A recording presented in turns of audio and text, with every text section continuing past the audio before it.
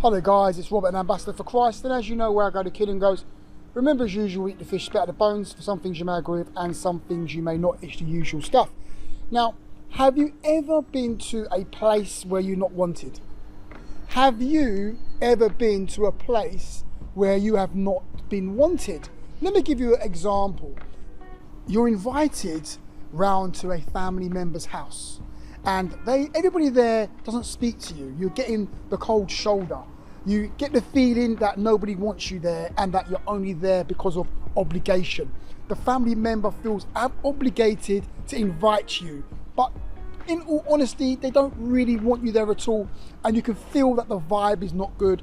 You can feel all your family members looking at you strangely. You know, nobody's serving you any barbecue. Nobody is coming over to sit where you are to give any conversation with you. Not even, we could take it a little bit somewhere else, not a family member. What about at work, for example? So you go to work, you go to the office party, so to speak, the Christmas party if you want, and don't get all religious saying Christmas ain't real and that stuff. We're not going there. But you're invited to the Christmas party or some sort of event at your workplace, and while you're there, you are getting the cold shoulder. Nobody's speaking to you, and you get the sense that you're not wanted and no one likes you. How is that going to make you feel? And what are you going to be thinking? Obviously, you're not going back. Obviously, you're going to try to leave that place as quick as possible. Obviously, you know, if you are invited back to the office party or back to a family member's house after receiving that type of reception, you ain't going back, right? The same as at a restaurant. If you're treated badly at a restaurant, you ain't going back. You're not going to be going back there. Why? Because you're not wanted. You feel that you're not wanted. You feel that you're not liked. You're not loved. Nobody cares. Nobody wants you there. And you feel quite low. So you're not, let me go back, let me go here. Oh, the sun's out, go this way. Woo, it's a bit bright. Woo, let me go back in the shade, go back in the shade. But obviously, you're not gonna go back to that place. It's the same with God. It's exactly the same thing with God. God is only going to go where he is wanted. He's only going to go where he has been invited. He's only going to go to that place where he is appreciated. If he's not being appreciated or wanted, he's not going to manifest. And what we need in this season is the manifestation of God in our lives. We need the manifestation of the Holy Spirit in our lives more now than ever before.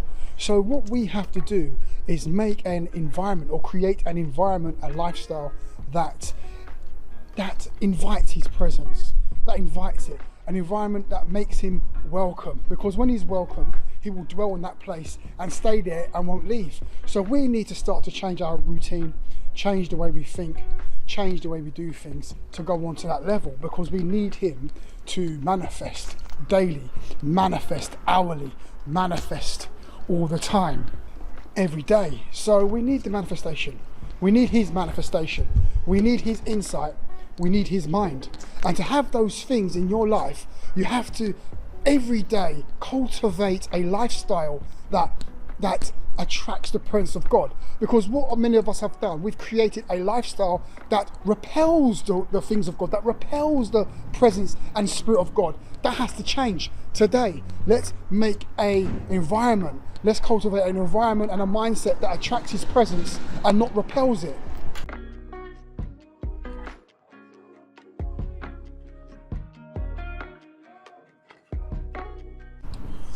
See, what's happened is that a lot of us have created an environment that is conducive to evil spirits. We've created a lifestyle and a mindset that is conducive to evil spirits, an environment for evil spirits. It's craziness. The question you need to ask yourself is this, okay? If you get evil thoughts in your mind and you have you've got strongholds in your mind, demons speaking to you, saying all sorts of things, you're horrible, you're ugly, no one likes you, and all this sort of stuff, condemning thoughts and stuff like that. What you need to ask yourself is that, is the reason for this happening because I have cultivated a mindset and a lifestyle that is conducive to evil spirits? See, this is what you need to understand, right? See, me, as Brother Robert. I don't get those thoughts. I don't get condemning thoughts. I don't get evil thoughts. I do get evil thoughts. The enemy trying to put thoughts in my mind, yes. But my mind is not overrun with it. I don't get lustful thoughts. I don't get destructive thoughts. I don't have a destructive mindset. So you need to ask yourself, how is that, Brother Robert? How comes you don't suffer with that? I tell you why. It's taken me about 4 years to cultivate an environment and a mindset that attracts the presence of God. So this is the reason why I have revelation. I hear God's voice. I feel God's presence. I prophesy. I will move in the interpretation of tongues and things like that. Why? Because my whole lifestyle and thought process is conducive to the things of God. And that's the way you need to be, and that's the kind of mind that you need to cultivate. A mind that is conducive, so that an environment, creating an environment in your mind and in your life that attracts the presence of God. When you do that, your life will go to a whole new level. But what happens is a lot of believers don't do that. We're too lazy. We expect someone else to do our push-ups for us. We expect somebody else to read the word for us. We expect someone else to live a godly life for us. No, the ball is in your court. You have to become responsible. Because like I said, God does not go or stay anywhere where he's not invited. So if your mind is always thinking evil thoughts, evil madness, what's happening? God is not going to be attracted to that. You're going to be attracting evil spirits. So what do we need to do? We need to start to cultivate change. We need to be like, listen, your mind, listen to me, your mind and your life is like soil.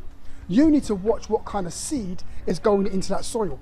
Is the enemy sowing seeds and it's growing tares? Is that what's happening in your life? You need to go and check that out.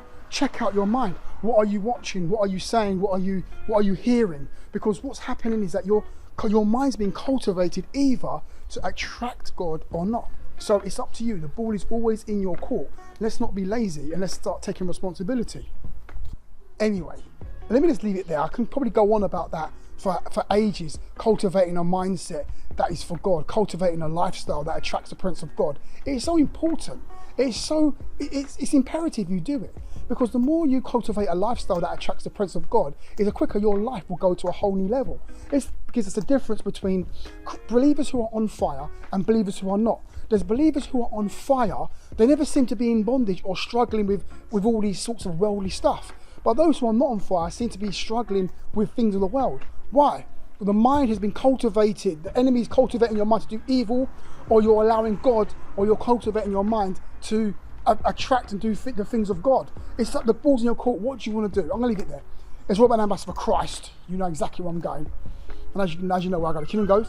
I'll see you guys on next video. Have a blessed day.